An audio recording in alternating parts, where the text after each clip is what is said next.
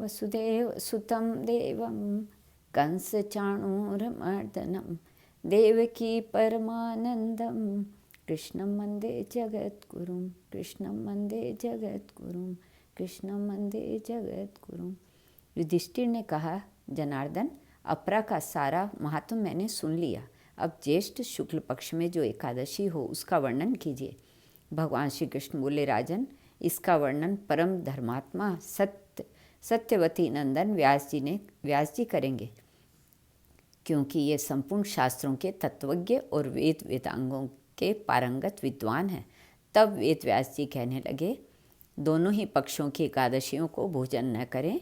द्वादशी को स्नान आदि से पवित्र हो फूलों से भगवान केशव की पूजा करके नित्य कर्म समाप्त होने के पश्चात पहले ब्राह्मणों को भोजन देकर अंत में स्वयं भोजन करे। राजन,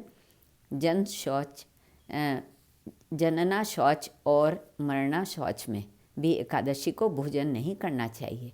यह सुनकर भीमसेन बोले, परम बुद्धिमान पितामह, मेरी उत्तम बात सुनिए। राजा युधिष्ठिर, माता कुंती, द्रौपदी, अर्जुन, नकुल और सहदेव ये एकादशी को कभी भोजन नहीं करते तथा मुझसे भी हमेशा यही कहते हैं कि भीमसेन, तुम भी एकादशी को न खाया करो। किंतु मैं इन लोगों से यही कह दिया करता हूँ कि मुझसे भूख नहीं सह ही जाती।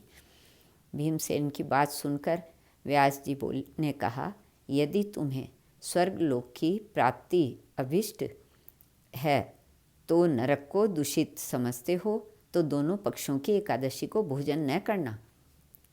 भीमसेन बोले, महाबुद्धिमान पितामह, मैं आपके सामने सच्ची बात कहता हूँ। एक बार भोजन करके भी मुझसे व्रत नहीं किया जा सकता, फिर उपवास करके तो मैं कैसे रह सकता हूँ। मेरे उदर में व्रत नामक अग्नि सदा प्रज्वलित रहती है, अतः जब मैं बहुत अधिक खाता हूँ तभी वह शांत होती है। इसलिए महामुने, मैं वर्ष भर में केवल एक ही उपवास कर सकता हूँ, जिससे स्वर्ग की प्राप्ति सुलभ हो तथा जिसके करने से मैं कल्याण का भागी हो सकूं।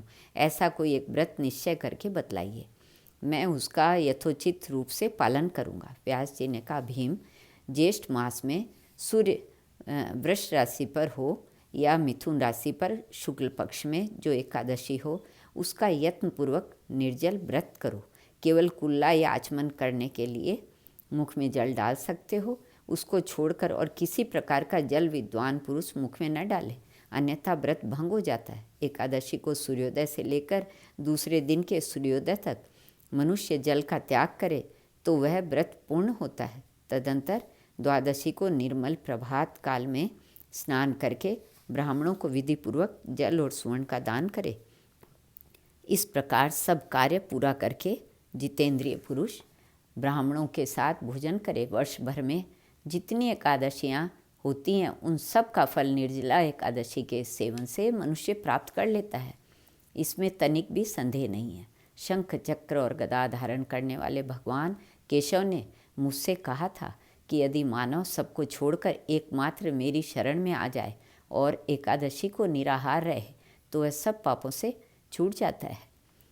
एकादशी व्रत करने वाले पुरुष के पास विशाल काय, विकराल आकृति और काले रंग वाले दंड पाशधारी भयंकर यमदूत नहीं जाते।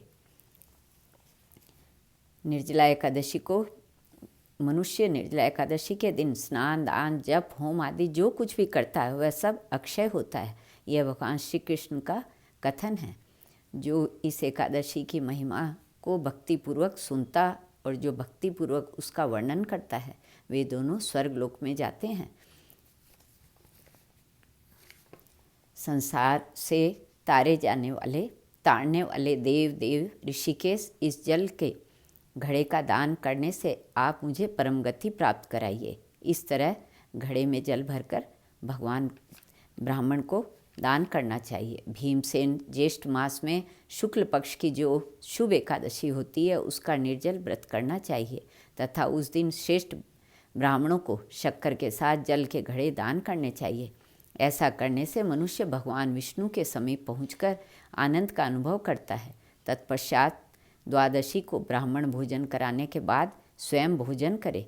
जो इस प्रकार पूर्ण रूप से पाप नाशिनी एकादशी का व्रत करता है वह सब पापों से मुक्त हो अनामय पद को प्राप्त होता है। यह सुनकर भीमसेन ने भी इस शुभ एकादशी का व्रत आरंभ कर दिया। तब से इस लोक में पांडव द्वादशी के नाम से विख्यात हुई। श्री कृष्ण अर्पणमस्तु।